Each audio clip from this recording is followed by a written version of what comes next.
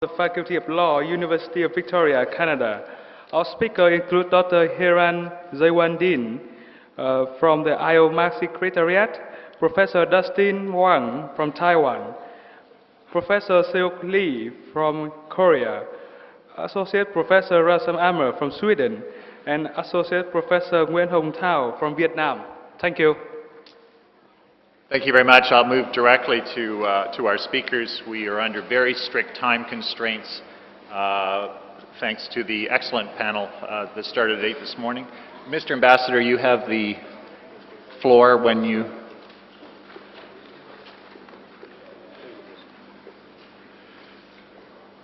I'm fortunate in my panel that I have a great number of my people are friends so that I can threaten them with bodily harm if they go on too long. And the ambassador I know by reputation, so I will not be threatening him with bodily harm. Voluntary submission. Thank you, Professor McDormand and distinguished colleagues.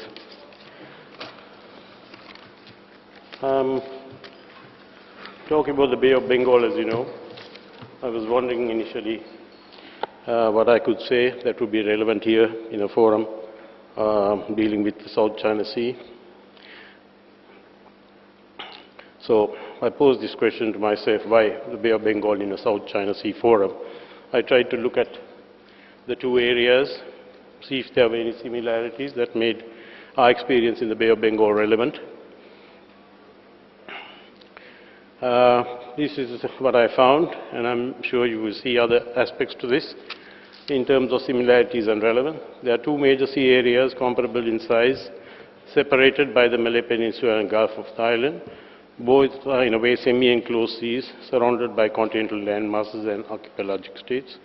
They have common shelf areas. Notionally, they are in the nature of multi-state bays, and both enclosed archipelagos. Both have dominant powers, India and China. Some countries border both regions with maritime boundaries straddling the two sides.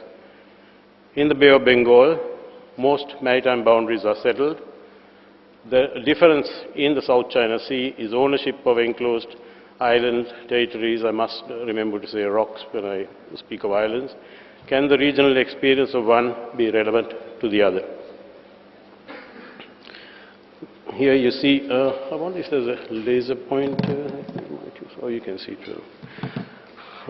These are the island groups that you see, the Andaman and Nicobars aligned on the eastern side, and in the same way, the Spratleys are the disputed islands on the eastern side. So, looking at the Bay of Bengal, it would be convenient to look at different parts of the Bay of Bengal, so-called sub-regions. You see in the south, Sri Lanka, Maldives and India. Going across to the east, Indonesia. And the Andaman Sea region in the east. And again, the northern part of the Bay of Bengal, where you have Bangladesh, India and Myanmar locked in some difficulty. Then we come back to extended continental shelf areas in the central part of the Indian Ocean and the southern part of the Bay of Bengal. Those words have a particular significance, as I will explain later on. These are the boundaries, 15 maritime boundaries, either singular regimes or composite character that have been concluded, and there are potentially 7 more to be concluded. I will have to move quickly because I've been given a time limit, so we're going to attempt to fly around the Bay of Bengal in 7 or 8 minutes, leaving 1 or 2 minutes for my conclusions. This is the south and the boundaries that have been concluded. Right at the end you see a reference to 2 pending boundaries. We talk about that later. India and Sri Lanka have concluded 3 boundary agreements. Essentially 2 boundaries, 1974 in the Pork Strait involving historic waters, and 1976 maritime boundary extended into the Gulf of Mannar and also the Bay of Bengal, again having a component of historic waters. And there is the extension to the 200 nautical mile limit, the tri-junction, which very strangely falls exactly 200 miles from all three countries. I will go into some detail here. Time will not permit me to go into a detailed analysis of these boundaries, but what was important was to determine the basis on which countries have settled these boundaries and the method of settlement. This is the India-Sri Lanka boundary, and the Maldivian boundary you see on the western side. That's a physiographic map. I've used Bruce Season and Maritap's map for most of the underlay. The India-Sri Lanka boundary of 1974 was our first boundary settlement with India, one of the earliest in the area, and it was declared historic waters by the two countries based on its declared character as a body of water enclosed for 7/10 of its circumference by the respective land masses. This was a noted Indian case which I believe inspired the two countries to close off this area from international navigation. Another important point is that it is not capable of navigation by big vessels due to silting that has taken place across Adams Bridge, which is a promontory that you see extending from the two sides, Sri Lanka and India. Today there is a move by India to open this to international navigation by dredging a canal called the Setu Samudram. It has been on the cards for over 40 years. There are certain difficulties of dredging. So in a way, you close it off, and now again, we are moving to open it to international navigation.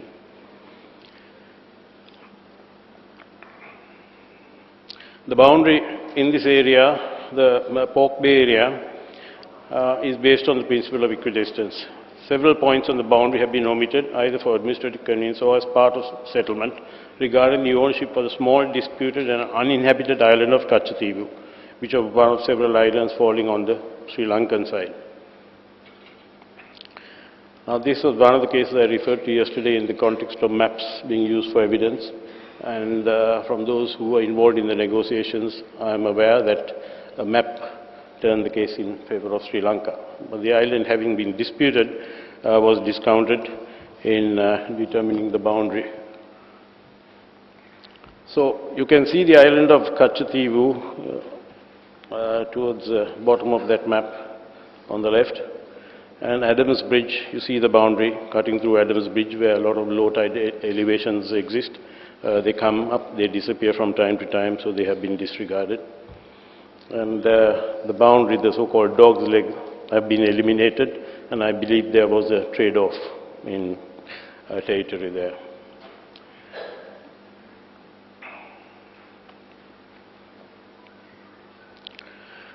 This is the boundary of 76, you can see, extending to the 200-mile zone. I'm told that it was one of the first 200-mile zone boundaries, 1976, while the conference was in session, anticipating the EEZ regime. And the boundary was extended to 200 miles in the Bay of Bengal, you can see in the northeast of Sri Lanka, and in the southwest towards Maldives and the tri-junction, which I said was settled by the three countries. Now, in between Sri Lanka and India, you see two shaded areas, one north of Adams Bridge, the darker one, and below that another area. And the area in the north was called historic waters, as I indicated. And the area south of Adams Bridge was called territorial waters, historic waters. Now, historic was used as a basis for extending the territorial sea beyond 12 miles right up to the bilateral boundary. Now, the basis of that jurisdiction was the ancient pearl fisheries Sri Lanka conducted in that area. And the old pearl fisheries ordinance allowed not only control over the sedentary resources of the shelf area, but also the water column controlled anchoring of vessels. And that's the reason that the government was able to assert its claim to the waters in that area. On the Indian side, there was a similar claim, and I see a note in the US State Department geographers' study on this, that it was tested and the United States does not accept extension up to the maritime boundary. I'm not aware that the same applies to Sri Lanka, but certainly there was pearl fishing on the Indian side as well.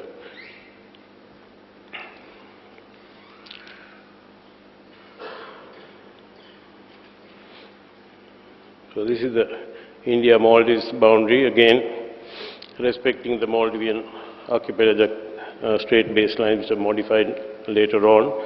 And again, this point was referred to earlier, whether it makes reference to the Maldivian straight baseline system or takes selected base points on the Maldivian side.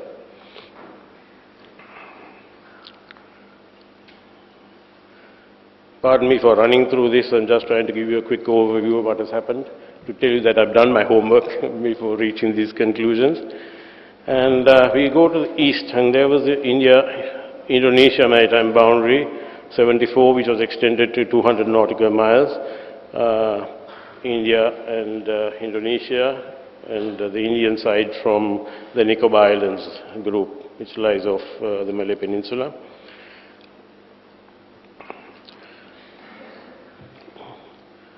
These are the boundaries in the east, mainly the Andaman Sea.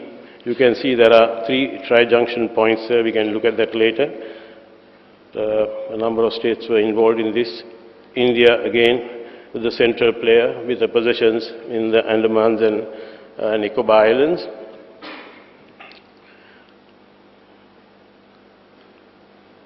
You can see the complexity of the boundaries there. So again, equidistance was the principal method used there. There have been adjustments for islands, rocks, etc., but we cannot go into all that detail here.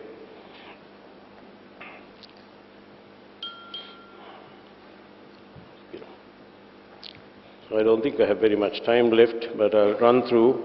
In the north, we have the recent delimitation, opening up the boundary for Bangladesh, very similar to the North Sea cases, and I wonder sometimes why it had to be contentious, and I believe we might anticipate a similar arrangement on the Indian side with the pending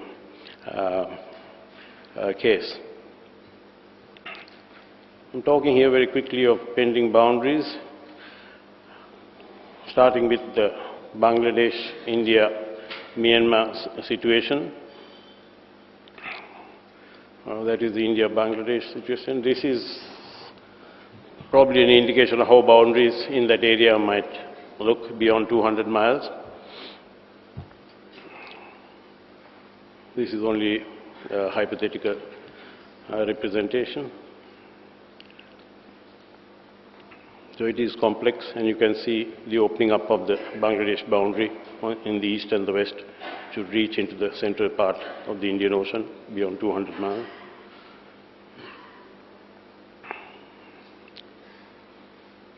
Now this is a boundary that is pending between India and Sri Lanka. You can see the 200-mile zone boundary, and what is required in the future is an extension of this boundary eastward, where it would come under the influence of Andamans and Nicobars. You can see the overlap coming in from the 350 nautical mile limit. I want to touch on sediment fans briefly. This is one of the features that was not dealt with under Article 76, and Sri Lanka moved to have the Bay of Bengal fan covered. It was one of the largest sediment, in fact it is the largest sediment fan in the world, mainly fed by the Ganges-Brahmaputra river system. It carries the heaviest sediment load anywhere. There were a number of other sediment fans that were excluded. Unfortunately, other countries were not quite ready. I know there is some rumbling going on about the Alaskan fan. There was a fan of Namibia. There is the Indus cone. Sometimes there are the factors that influence thinking on these and the boundaries. But the Bay of Bengal fan, the southern part of it runs southeast of Sri Lanka. And that is the area Sri Lanka laid claim to, not out of greed, not out of a desire to get the last grain of sand, but to get what was fair. All other countries, by means of Article 76, were able to retain the greater part of the areas which had a hydrocarbon potential. Unfortunately, when you tried to apply the Irish formula, never designed for our type of margin, it created inequity and cut off over 60% of Sri Lanka's continental margin, and that's what made us unhappy. And many countries have gone beyond 350 using Article 76. There is no reason why Sri Lanka should not have gone beyond. The 1 kilometer isopac cutoff was chosen in the southern part of the Bay of Bengal because it related to hydrocarbon potential. And this is the statement of understanding that was negotiated. People who have come after the conference have cast doubt about the validity of this statement of understanding. I can tell you that it was unanimously adopted by the conference. When international conferences meet and agreements are made, they are done in good faith, and I don't think we or any other country would expect that there would be backtracking on this. It was clearly done, tied to the convention through the last para, and from the convention in a direction to the Commission on the Limits of the Continental Shelf. And Sri Lanka has made a submission on this basis. I would like to call your attention to paragraph 6 of Article 76, which is up here on the top right-hand side. I'd like you to reflect on that sometime and its relevance to what I've been talking about.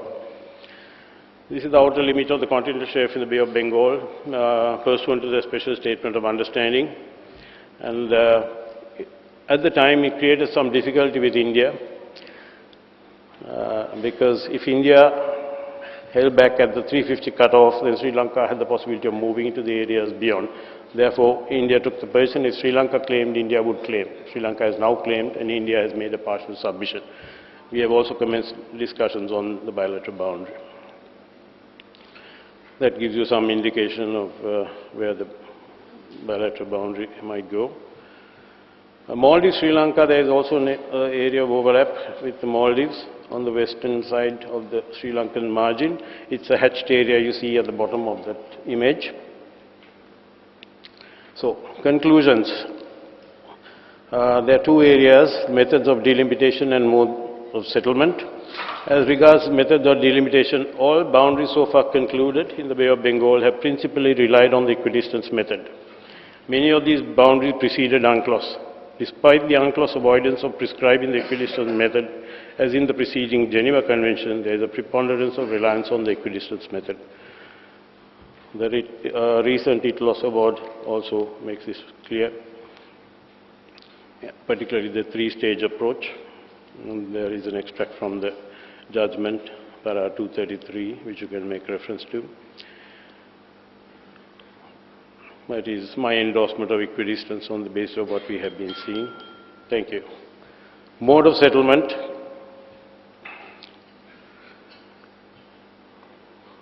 Most of our boundaries have been settled through negotiation, and it has been very peaceful. There haven't been areas of contention. It is only in the north that we encountered this particular difficulty, which has been taken care of by reference to the tribunal. And I also made reference to the role of India. India is centrally placed in the Bay of Bengal and has been a leader in the boundary delimitation. I won't take any more time because Mr. DORMAN is looking hard at me. Thank you very much. Thank you, sir. Over to my colleague and friend, Dustin Wang. 9.5 minutes there, Dustin. Thank you, Mr. Chairman. Ladies and gentlemen, good morning.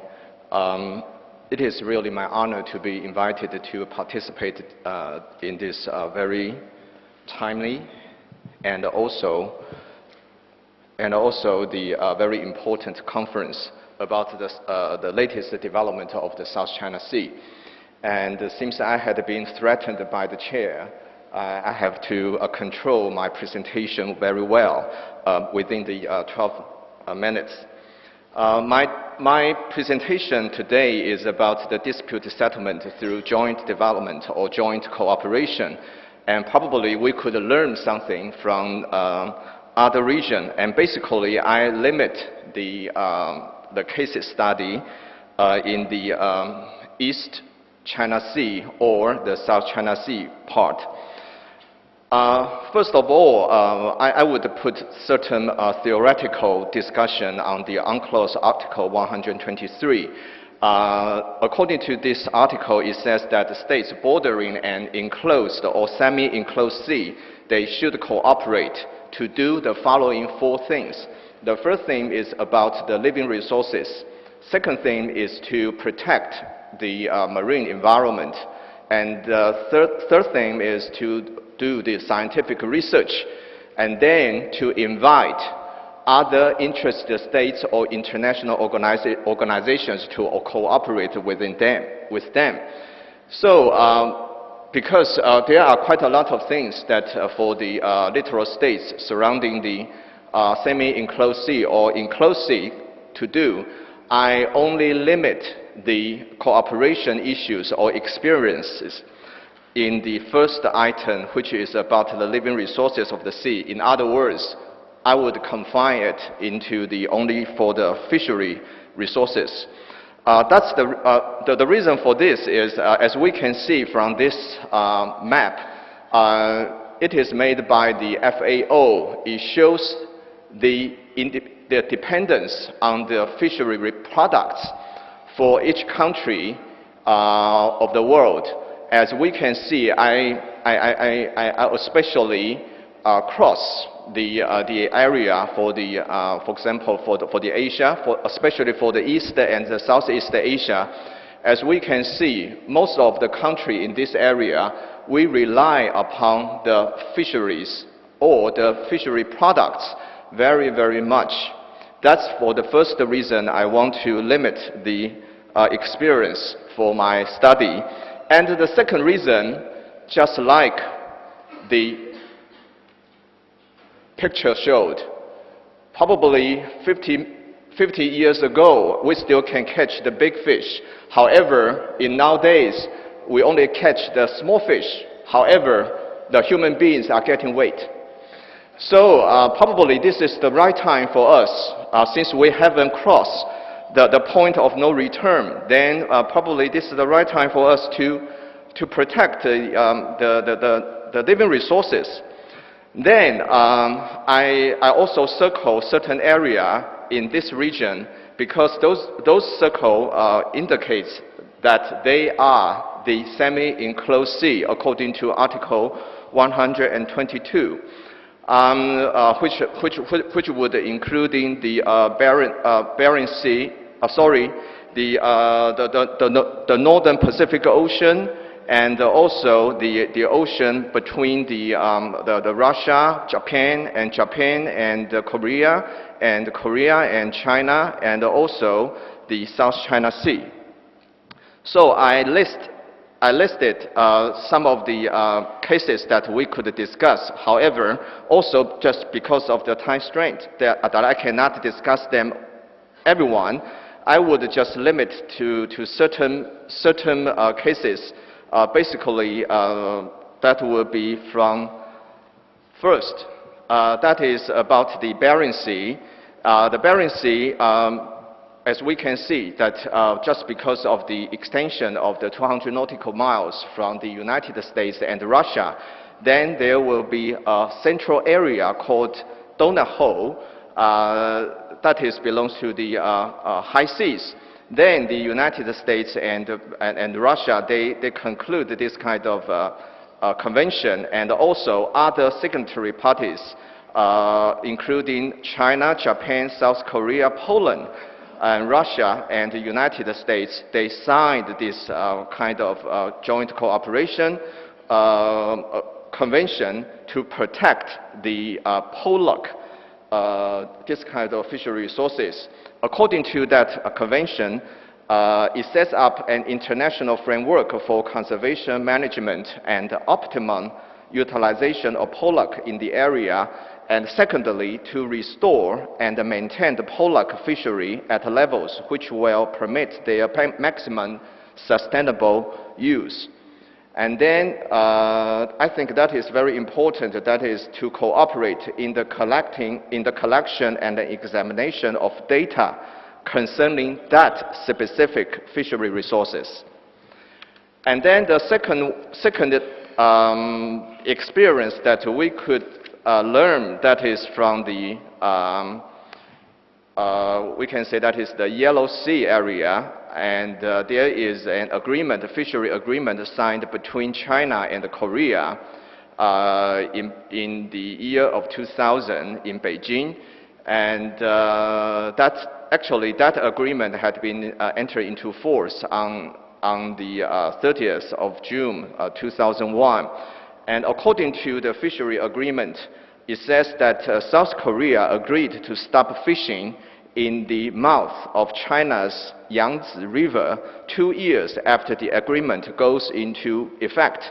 And in the same time, China promised not to allow its fishing fleet to fish in specific waters off South Korea's western coast. And according to the Chinese Foreign Ministry, it says that the Chinese-South Korea agreement is a provisional measures before the delimitation of the exclusive economic zone between the two countries. So we can see this is a very good practices. If we say it is according to Article 74, paragraph 3 of the UNCLOS. And then another fisheries agreement signed between China and Japan. Dustin, yeah. Can you tell us about the, I'm going to ask you a question. Yeah. Okay? Sure. Can you tell us a little bit about the China and Vietnam agreement? Can you skip to that agreement and talk about that a little bit? Yeah, and then come back? No. No, you're not coming back. Okay, I'll try my best. Yeah. Well, China and Vietnam, right now, go. Okay, right. Yeah, since the chair is the king here, I have to follow his order, yeah. Yeah. Okay. Yeah, this one is the China and Vietnam, they signed this agreement on establishing a hotline to deal with fishery incidents, because we can understand that there are always the disputes happened between China and Vietnam concerning the fishery issues. It was a really good message that both countries, they signed this agreement on the hotline. I also believe this is also a very good practice on the Article 73 of the UNCLOS, which means the prompt notification in case there is any fishery disputes happened in this area. Okay, Taiwan and Japan. Okay. Thank you for your order. Okay, Taiwan and Japan, well, we signed this agreement on the 10th of April this year. And I would say this agreement is, of course, people always talk about there are quite a lot of political as well as the legal issues behind. However, I still think that is a very good practice for protecting the fishermen's right, either from Taiwan or Japan, and also to protect and manage or to conserve the fishery resources in this area, and which is a very successful example for building up this kind of mechanism. Okay. That's it. Time out. Thank you. You have a conclusion. Thank you. Thank you. So, my conclusion. I have to jump to the conclusion. Okay. This is part of my conclusion. We are overfishing here in the South China Sea. Then, probably it is the time for us to find out some way to protect and conserve the fishery resources. And I do think that a regional or sub-regional fishery management organization should play and shall play a much more important role. And for this, I think cooperation among the parties concerned in the region is essential. And this is especially true for a semi-enclosed sea, such as the South China Sea. That is my presentation. Thank you very much.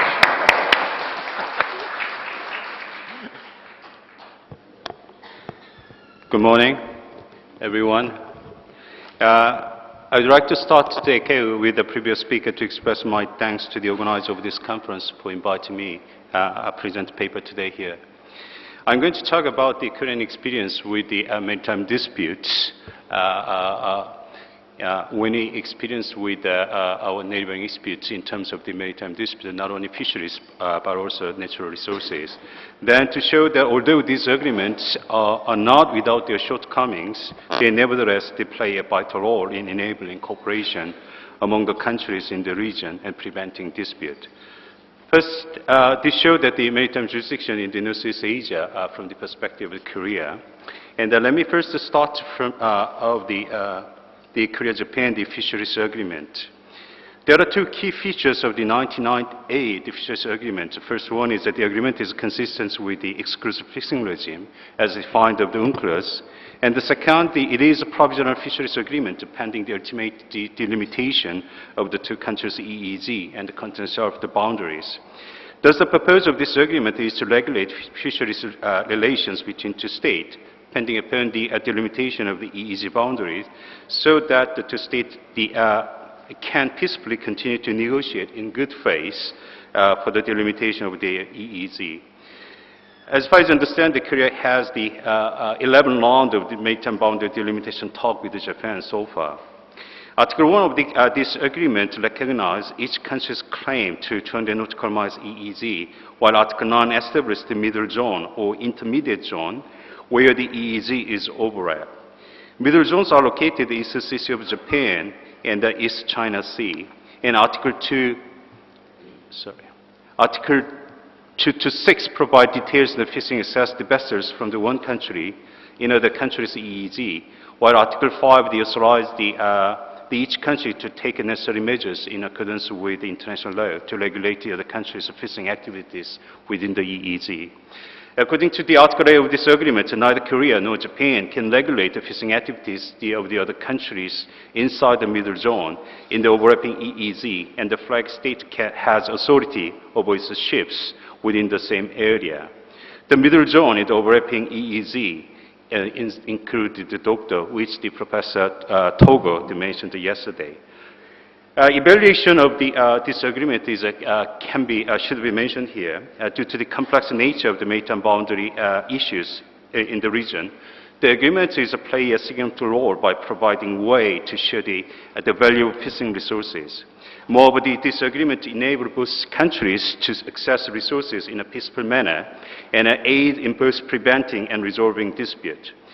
This agreement potentially conflicts with another regional scheme, which is the Sino-Japanese Fisheries Agreement, specifically the middle zone in the East China Sea between Korea and Japan, overlap with the provisional major zone between Japan and China. If Korean fishing vessels operate within this overlapped jurisdictional disputes may arise if China and the Japanese law enforcement officers attempt to enforce their laws on the Korean vessel. As this diagram mentioned, that there are 18 category can be found in terms of the legal regime. Let me briefly move to the Korea-China Fisheries Agreement, which the DUSTIN cannot finish when he make a presentation. This agreement is finally signed in 2000 and entered into force in 2001.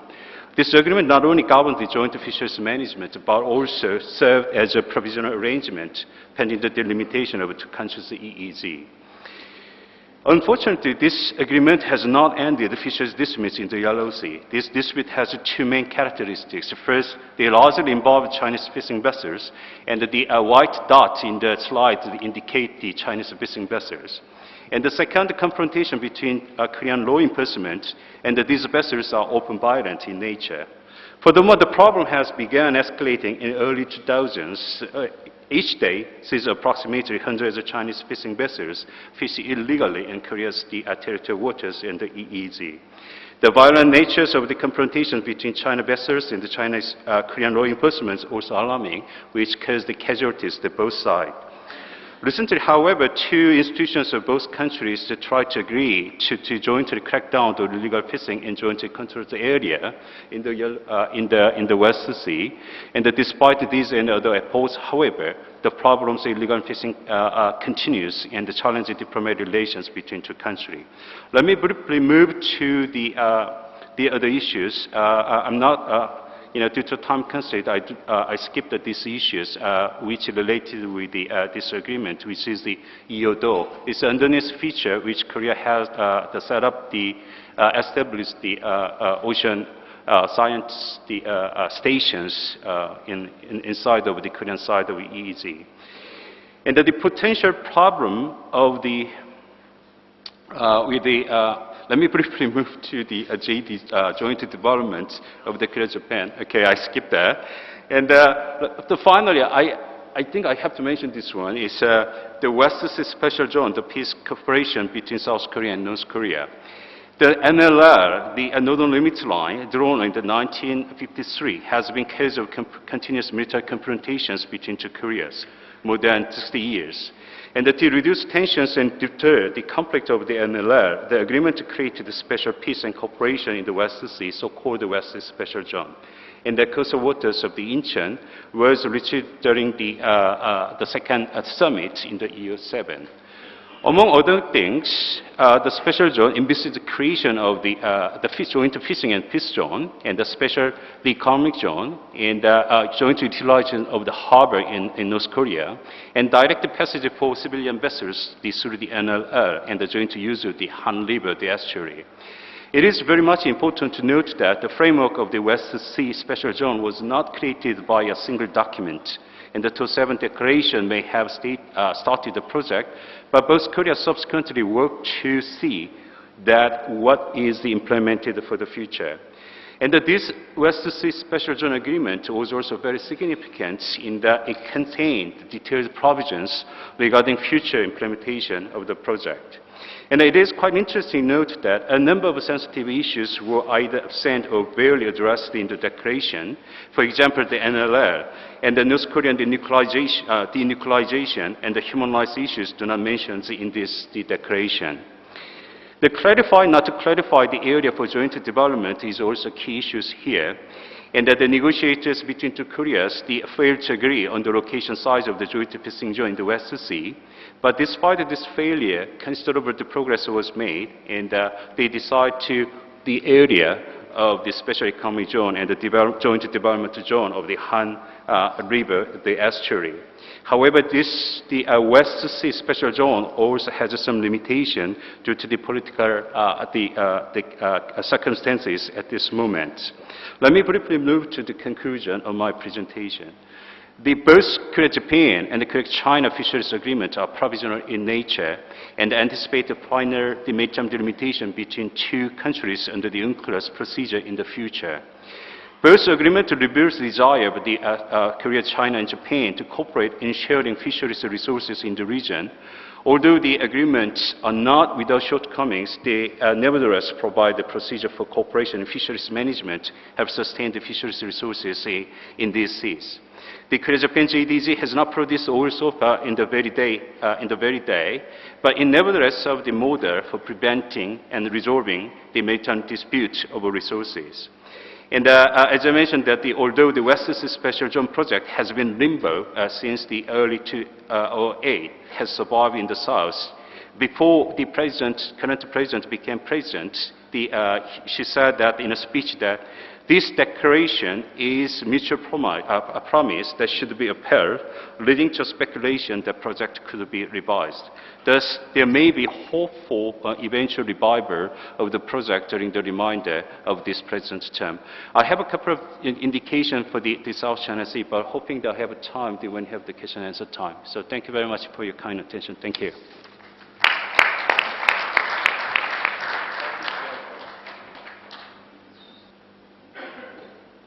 Thank you. Thank you, Chair. How many minutes? We'll find out. Okay. First, I would like to thank the organizers for kindly inviting me to present this paper, which is relaunching of a collaboration between me and my dear colleague. I will present the paper as briefly as I can, and he will then add key views on some of the maritime delimitation agreements achieved by Vietnam. What we have done in our paper is actually that we are looking at the intersection between conflict resolution in relation to disputes and dispute settlement. Since I'm from Peace and Conflict and my co-author is from international law, we had to dissect this, whether there was actually a contradiction or a difference. And we agreed that conflict resolution is actually equates to formal dispute settlement. It's just that terminology is different. Whereas broader conflict management encompasses many more dispute management approaches. But in reality, it's more a preference on how you use the terminology. For those who are more interested in that, refer to the paper and the references therein. What we are looking at then is we look at conflict resolution and dispute settlement in the South China Sea by looking at both what has been achieved and what remains to be achieved. And then we draw some general conclusions. So we already looked here that we treat formal dispute settlement as formal conflict resolution. And by doing so, we look at peace and conflict research, but we also look at United Nations Charter and UNCLOS. In that way, we get a broader view of it. When we look then at conflict resolution and dispute settlement in the South China Sea, we look at negotiated agreements. And we identify that there are two main periods in this region where there have been active negotiated agreements relating to maritime disputes. And that's the first decade of ASEAN, involving 4 of the then original members of ASEAN. Philippines was not involved. All other countries settled a number of their disputes, both in the Andaman Sea, Straits of Malacca, part of the South China Sea, and also Gulf of Thailand. And the other second active period has been in the post-Cold War era, and also we can see when after UNCLOS came into force.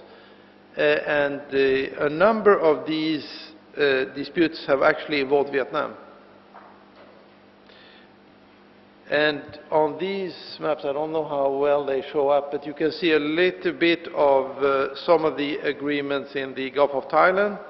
You also see the Vietnam-Indonesia agreement of 2003, and you see the Gulf of Tonkin agreement, which, of course, interestingly, is China's so far only maritime delimitation. So for all of you, it might be interesting to study in more detail this case if you want to see China's state practice in maritime delimitation. Tao will focus more on this, but it's interesting that this period then sees a much more active involvement of Vietnam, which was not active in settling disputes in the previous period. Then we also have, for example, Brunei, Malaysia, 2009, as an agreement during this period. We also look then at cases that have been settled through the ICJ, which are 2 cases. One involving Indonesia and Malaysia, and the other one involving Malaysia and Singapore. Both cases only related to sovereignty over insular features. They did not, or the court was never asked to have an opinion really on maritime delimitation. What we also highlight a little bit are 2 cases where the agreements have not been fulfilled. One is Cambodia-Vietnam, and the other one is Cambodia-Thailand. And we there see that there is a linkage to both domestic politics and to the fact that there might also be tension relating to land borders. Many of these countries do not only have maritime issues, but also land issues. In identifying and discussing how you manage the unsettled disputes, we then look at what are the claims and dispute situations, because, I mean, we have claims and we have recognized or unrecognized dispute situation. And we also then look at what are the approaches to management. One is bilateral, and there, in that one falls 2 joint development agreements in the Gulf of Thailand. Thailand, Malaysia, and Malaysia, Vietnam. But also falls the bilateral approaches more generally, and we focus on 2. We highlight 2, that is China, Vietnam, and China, Philippines, but since those 2 are subject to another paper, we can skip over that. We also take in the Malaysian-Vietnam joint submission to the continental, related to the extended continental shelf, because that is, of course, a 2-party agreeing, and hence is conflict management between Malaysia and Vietnam. We also then look at regional initiative and, well, first trilateral. Trilateral, why? Because we have in the Gulf of Thailand an area where Malaysia, Vietnam, and Thailand's joint development agreements overlap. And although the 3 parties agree on joint development, they haven't been able to fulfill it due to differences in how the modalities for the agreement. We also had the China, Philippines, Vietnam case, of course, of joint seismic survey in the South China Sea between 2004 and 2008. Regionally, we look at it more, first of all, ASEAN initiatives and then ASEAN-China. And what we do, one thing which I recommend that people look at, since there's such unclarity about China's position, that China's Prime Minister made a very clear statement at the 16th ASEAN-China Summit about China's position, available in our paper and online. But what I would like to highlight here, we would like to highlight, is that if you actually have a little bit of near history memory, DOC negotiations look very much like COC, but that tends to be forgotten. The processes so far have been rather similar, both in terms of ASEAN-China dynamics and intra-ASEAN dynamics. Okay, so what are our conclusions then? Well, considerable progress has been made in the Gulf of Tonkin and in the Gulf of Thailand. There has been more progress made in informally settling bilateral disputes as compared to disputes involving several parties. And there is a preference to use direct negotiation to deal with disputes involving two parties. And I mean, anyone familiar with Southeast Asian interstate relations will recognize that this is often the preferred model to deal with not only territorial issues of maritime delimitation, but also other issues between ASEAN countries. I mean, ASEAN provides a regional framework, but bilateral relations are dealt with bilaterally. Regional initiatives are noted, and some progress is made with China-ASEAN position on this. But of course, we have seen reoccurring periods of tension between major claimants, and those are cause for concern. What we can say that we also conclude, I can add that one, that broadly parties try to manage their disputes peacefully. Although there have been some highlighted cases, if you compare with some other regions, there is much less use or threat of use of force in the South China Sea than elsewhere. So generally speaking, particularly in the post-Cold War area, threat or use of military force has been limited to virtually non-existing in this disputed area, which means that broadly UN Charter is respected. So I will hand over to Nguyen Tao here to highlight some of his conclusion relating to Vietnam's maritime delimitation cases. Thank you.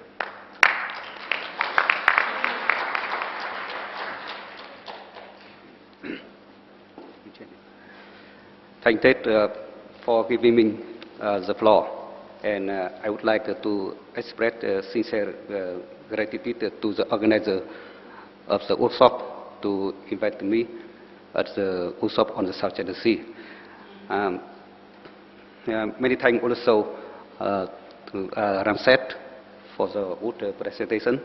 I would like to add only some point deducted from the experience of maritime settlement in the Gulf of Tonkin and Gulf of Thailand.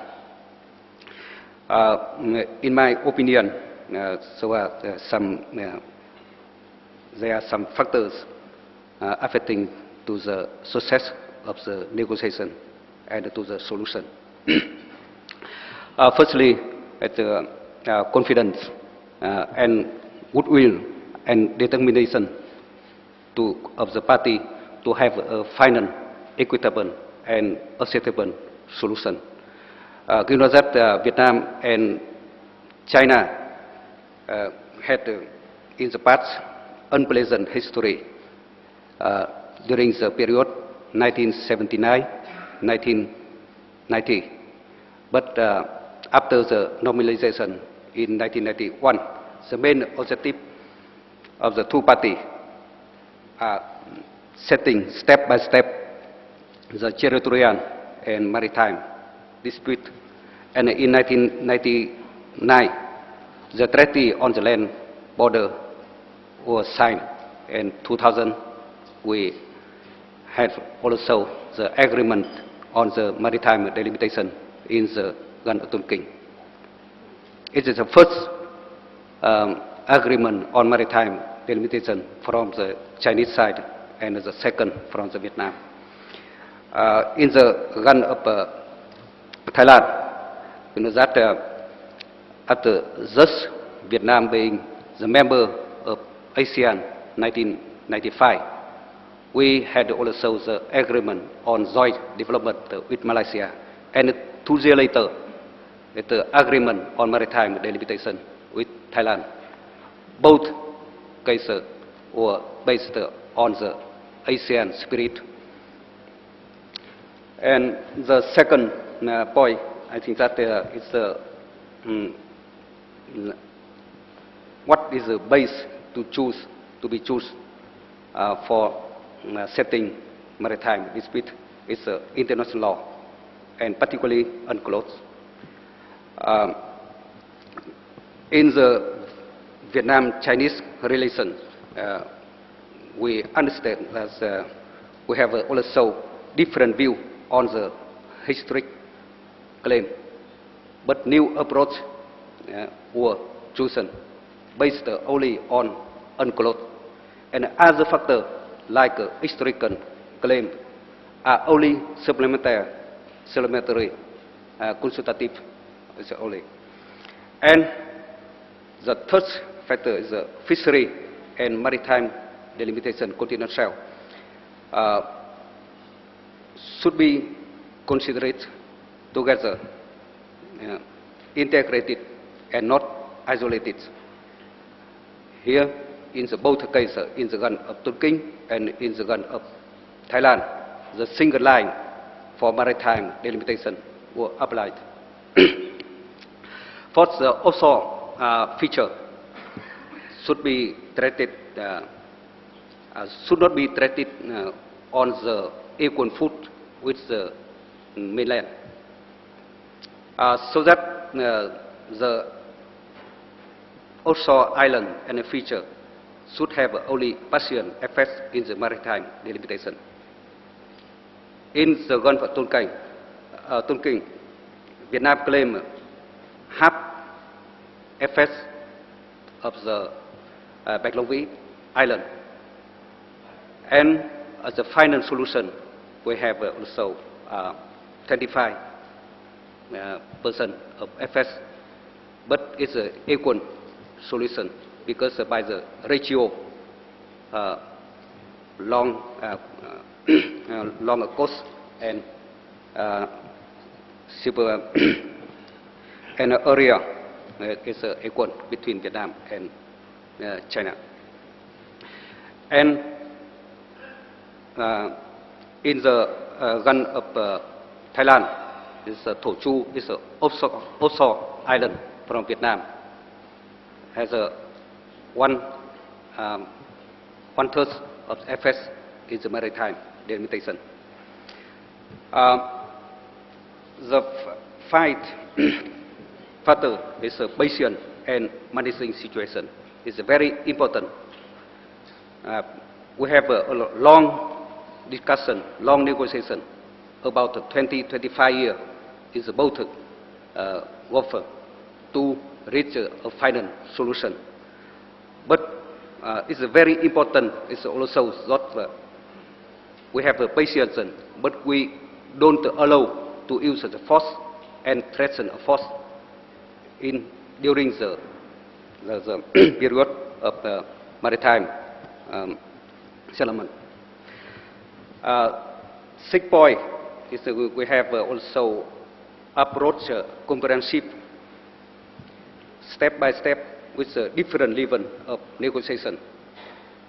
In the gun of Tonkin between Vietnam and China, we have 4 levels of negotiation: non-official, expert level, government level, and finally, there is some very important, sensitive point will be settled by the political decision. And in the both cases, joint development are applied in the gun of Tonkin. It's a joint development area for fishery and also joint development provision for the field traversing the boundary line. And it's the Gan of Thailand. It's a joint development between Viet Nam and Malaysia.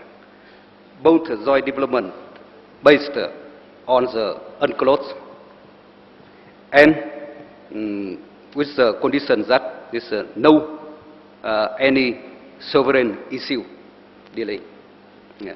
And finally, I would like to add also the point very important is the role and the support of the support and the control also of the international community and opinion public.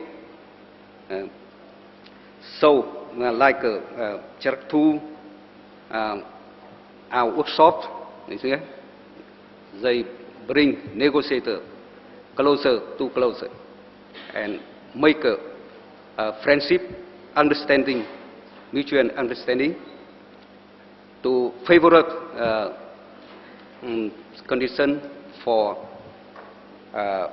peaceful negotiation for the final solution acceptable for all parties.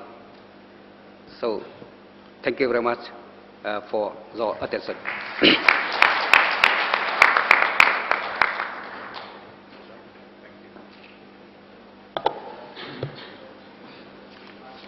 Thank you to the panel for accomplishing the time constraints within reason.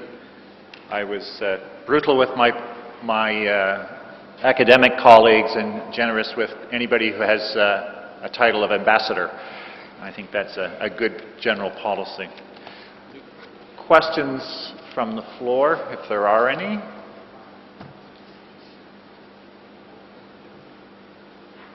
Mr. Poling? Good. All right. Thank you. I'd like to bring up a point on the last presentation, and at least in two presentations, we heard discussion of the Gulf of Tonkin and the Gulf of Thailand delimitations. Thanks, Twee. I get the sense that there is a desire to use the Gulf of Tonkin and Gulf of Thailand limitations as a model because they've been successful, but we can't pretend that they're applicable in that these are bilateral disputes. They're about delimitation, not sovereignty. In the last presentation, we saw a suggestion that the Gulf of Tonkin worked because fisheries and the joint development proceeded alongside delimitation.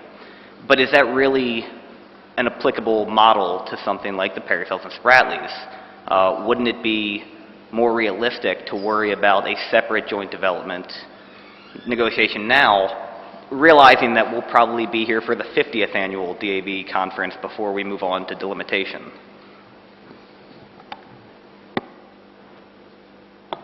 Someone like to take a... Thank you for the question. In our presentation, we don't say that the burden of Gulf of Tonkin or burden of Gulf of Thailand would be applied completely to the South China Sea situation. But some point we can apply and develop, for example, confidence and goodwill and determination of the party. If you have a goodwill and determination, so we can reach, we can overcome all the difficulty to have the acceptable and equitable solution. Thank you. I think that it's of course easier to deal with bilateral, two parties, but it's not as simple. If you look at it, Philippines and Cambodia stand out as two countries who haven't been able to settle any of their maritime disputes.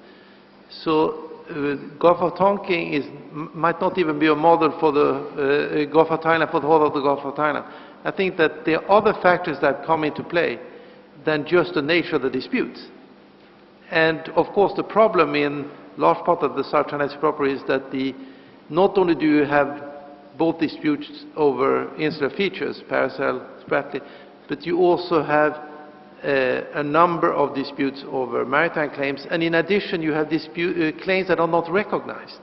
So to make more than managing situation, I mean avoiding that they would escalate, is difficult when you don't even recognize the legitimacy of claims.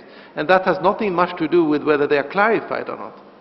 And that even applies to China and Vietnam, who actually have the more sophisticated approaches and mechanisms. But the thing is that if we look at this region comprehensively, that is the Southeast Asian region, including the ASEAN countries, acknowledgement must be made about the number of agreements that have actually been reached, even if there are some that are not. In most cases, trilateral, multilateral disputed areas are difficult to solve, whether through negotiation or through arbitration. So we wanted to diversify from just saying nothing is being done. So we are not saying they're models, but they show progress. But the lack of progress can be seen both in trilateral, multilateral, and in some of the bilateral dispute situations. One could add to that, not a lawyer's perspective, but a political perspective, that what you're looking at, what were the conditions politically that made it possible, and whether that's transferable in some sort of way. That would be my view. I'm going to, again, people who I refer to as ambassadors take priority over everyone else, so Ambassador Shalal. Thank you again, Mr. Chairman. One simple question to Professor Tao. We appreciate agreement between Vietnam and China on the Tonkin Bay delimitation, as well as the joint development for fisheries there. Has there been any talk and negotiation to continue the boundary line to the southern part of the South China Sea, to the southern of those lines in the South China Sea between China and Vietnam? What have been the result, if there is any effort in that direction? Thank you. Thank you, Dr. Hazim Zalan. I think that the last month, after the visit of the Prime Minister of China to Hanoi, we have also agreement on continue discussion about the area outside of the mouth of the Tonkin Gulf. Yeah. So we have a determination to settle with China for all the bilateral dispute with China, but for the multilateral, we respect the ASEAN position because of Vietnam is a member of the ASEAN.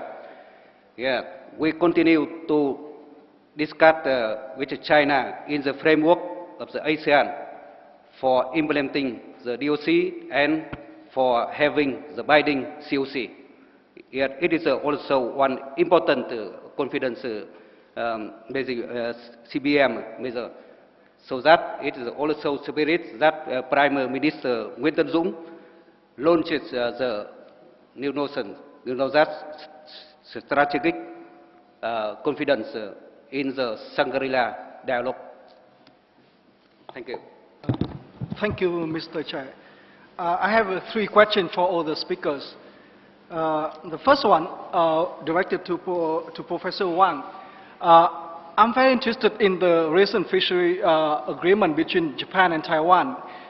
Can you update us or enlighten us more on that?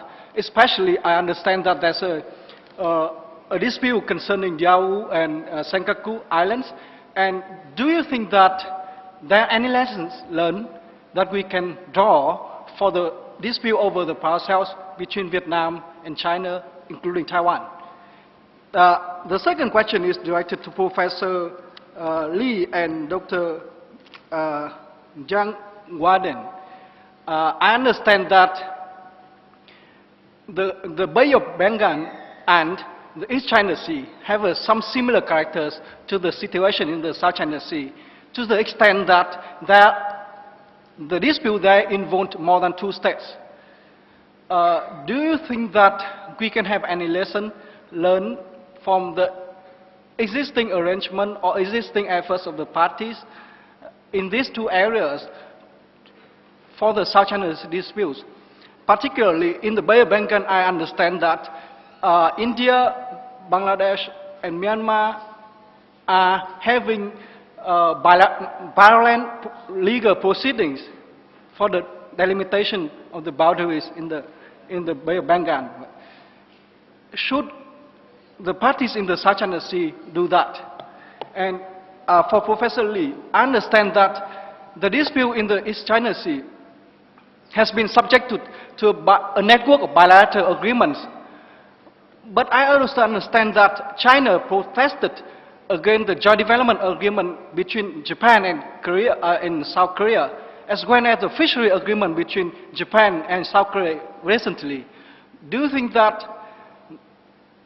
that protest have any implications for the implementation of those agreements? And what is the lesson learned for the parties in the South China Sea? And the final one is for the two last speakers. I understand that the lesson learned that you try to convey is that negotiation should be the preferred method for territorial disputes, which is not controversial. But I also understand that negotiation only succeeds when it is based on international law, especially UNCLOS. I have two specific issues, small questions here. There's a general dispute about the application of international law regarding the interpretation or application of Article 121. How we can proceed with negotiation when there's actually a dispute over the application of international law? Secondly, how negotiation can proceed when the party have a claim which is actually not based on international law? Thank you very much. Thank you. Thank you for your question about the Taiwan and Japan fisheries agreement. That agreement basically is concerning with the area of the overlapping EEZ claims of the two countries. Therefore, we pay more attention on the fishery resources. In other words, we pay more attention on the sovereign rights of the EEZ and leave the 12 nautical miles surrounding the Diaoyutai Islands blank. So, we don't touch upon the sovereignty issues of the islands.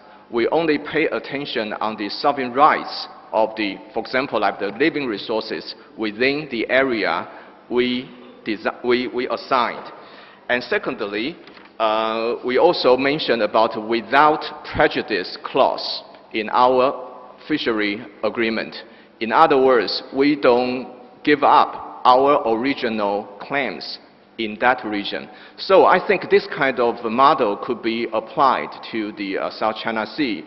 For example, like the fishery disputes between Vietnam and China, probably we don't have to think about the boundary delimitation, but we can think about to draw an area for protecting and managing the living resources. Thank you. Well done.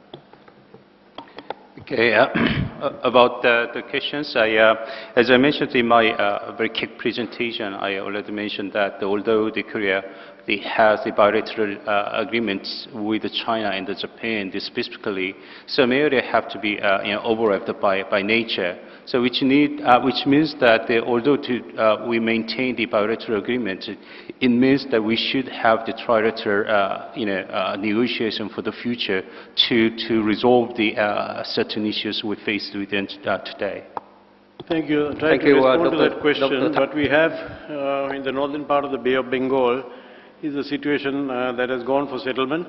One side of the Bangladesh boundary has been resolved, and as I indicated earlier, and you know very well, the other side has to await a determination. Thereafter, I think the parties would have to come together to resolve the remaining part of that boundary in the outer continental shelf. Going to judicial settlement, as you know, is very much a matter for the parties to decide whether they are willing to take that risk and abide by a decision which may not be reversible. The other question is whether parties would respect such decisions. There has been some discussion on this here. There's also something I've noticed in the discussion. China seems to be the great villain in this exercise.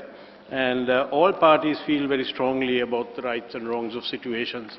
And China is a big country, a responsible country, and I think it is only fair that China should be able to assert her position. Whether we all accept that or not is a different issue. But in this case, I wonder whether we can adopt the approach of trying to eat an elephant, because it is a very complex situation, and I think we need to break this down. There may be areas where agreement might be reached, we might be able to accept certain positions. Then we deal with the remaining issues. If we cannot resolve them, if they are intractable, then we have to consider going to judicial settlement. And the third possibility is, of course, the joint venture arrangement, but joint development zone, but that is easier said than done. There are issues of apportionment which will come up, and how do you do that? So that's my comment here. Good. Thank you. Thank you for Dr. Thang for the question. I think that many speakers at the workshop tell about the Article 121. And in my opinion, that is for the Article 121 fall in the field of interpretation as a provision as the UNCLOS. So we have a two-way, at least it's a two-way of interpretation by the party and by the procedure of the settlement in the Annex 7 of the UNCLOS. If party don't agree on the Article 121, they can refer to the other mode of settlement. Yeah. It's the right of the party. Yeah. But in any case, so that we must base on the international law and UNCLOS. From my presentation, I had also 2 points, very important. That is the effects of the island, offshore island, on the maritime delimitation. And China is also one who signed the treaty on the Gan-Tunking. China has also think about the effects of the island in the South China Sea. Thank you. Thank you, Chair. I have a two-part question for Professor Dustin Wang. What was the original intention and understanding of the government of the Republic of China when it put forth the 11 dash line? And then the second part of my question is, what is the current understanding in Taipei of China 9 dash line?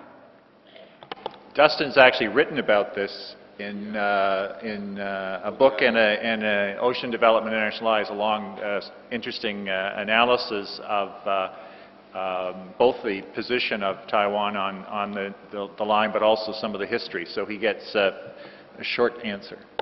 Yeah, thank you. Probably I need another 2 hours to explain it. But basically, I would just to say that there are a lot of misunderstanding about the U-shaped lines. First, I would like to say it is not the boundary line. If it is the boundary line, then it should be in a one continuous line, but not the 11 dashed lines. And secondly, the water inside definitely is not the internal waters. If it is the internal waters, then nobody can enjoy the freedom of navigation within that, the waters within the U-shaped lines. And the second, and third, it is definitely is not the outer limit of the exclusive economic zone.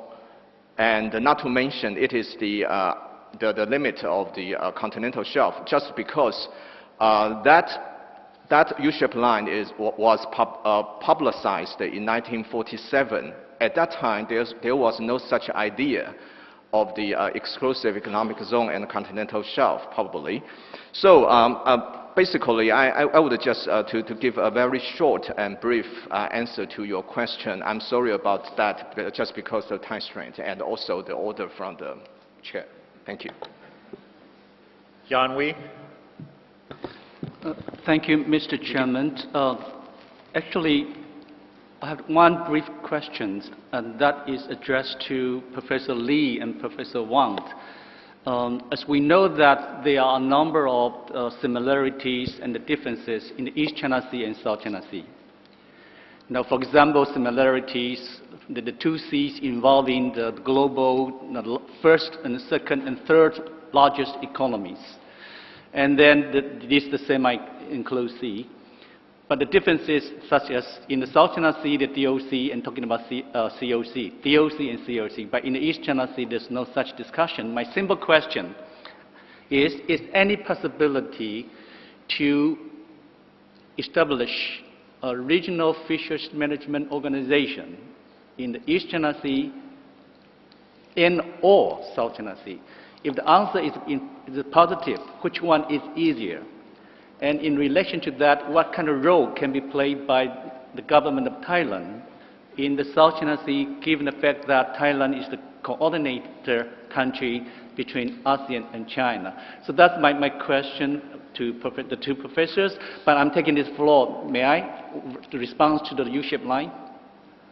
Very quick. Promise. Thank you. Recently, the Chinese ambassador in Washington, D.C. Was asked, can you explain the real meaning, the legal meaning of that 9-dash line or U-shaped line? And he replied, no, I cannot answer that question because the map or the line were drawn by the ROC government. So ask the ROC government. So our ambassador in Washington, D.C. was kind of busy trying to find out the differences, the legal meaning of that U-shaped line. But very quick, the differences, Chinese government claimed 9-dash line, ROC government 11-dash line. So there are two differences, so 9 and 11. And then, in fact, from the Chinese government, there are 10 lines, including the 1949 drawn between Taiwan and Japan's so that's 10, actually, in terms. So there are differences, but because time, I stop here. Thank you. Thank you. And I think someone who is an ambassador or may be an ambassador, so she gets the last word. Thank you, Mr. Chairperson, for giving me the credentials at this meeting. Anyway, I have two questions for Professor Wang and Professor Lee. It's regarding the cooperative Article 123 on the cooperative management in semi-enclosed sea of South China Sea. You mentioned fisheries, which was a good start because it addressed the immediate interest of the coastal state. But although 123 makes specific mentions of resource management and marine scientific research, for example, what about other forms of functional cooperation which could actually help boost the safety and security in the area, law and order? Okay, your views on that, and whether it should be cooperative management or cooperative mechanism. My second question to Professor Lee regarding the Korea-Japan Joint Development Zone. I read here that there is a potential problem with that zone because it was concluded without regards to China's competing maritime claim and over China's objections. Would you be able to update me on any developments since you have started in 2001 with regards to any of China's maritime claim in that area? And secondly, would this be a correct application? Because if it's in the South China Sea, if two countries were to take a JDZ without regard for China's competing claims, there possibly will be a potential problem. If they take into account and with regards over China's claim, it's also a potential problem because is it recognizing China's claim? I mean, you won't be able to start an economy selling lemonade on your porch when the other another neighbor from a residential is just right outside your gate. So, you know, we have national agenda in developing our economy, so your response, please. Thank you. Very short response, because both of those questions are ones I think could be better answered in person. So I'm going to go with Okay. really short. Yeah. Yesterday, when I asked the question to the senior scholars in the podium, I got the lessons from them. You know, they respond to my question is I can't hear you, or your question is not clear to me. So I got the lessons to respond there. But if I understand correctly what your question about the JDZ between Korea and Japan, as you rightly point out, there is a new development in that South Korea's government already suggested Japan to redrill and redevelop the area. But the response is not good. So as the agreement to mention that after 50 years, which means that 2028, the agreement is will be finished. So that occurs the another issues whether without has a strong intention of the parties for the agreement, whether what is the meaning of the implication of the agreement for both government. But as I mentioned in my presentation, that has some of the implication for the future because they set aside the size and the scope of the development and to make the progress for the future. I think that we can see that there's some positive sign from the development. For the first question, I would think that for the East China Sea has more potential to build up this kind of cooperation, just because now, for the time being, there are at least four fishery agreements between Taiwan and Japan, Japan and China, China and South Korea, Korea and Japan. So if we can connect them together, I think that is a very good start. And secondly, talking about is it possible to have other like non-traditional cooperation in the South China Sea? I do believe it is also a very good direction. For example, the search and rescue, probably we need it very much, especially in the area of the northeast area of the South China Sea. Search and rescue is necessary. Thank you.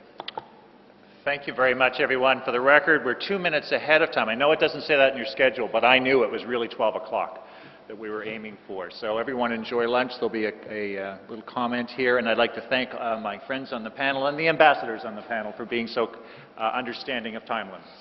Thank you.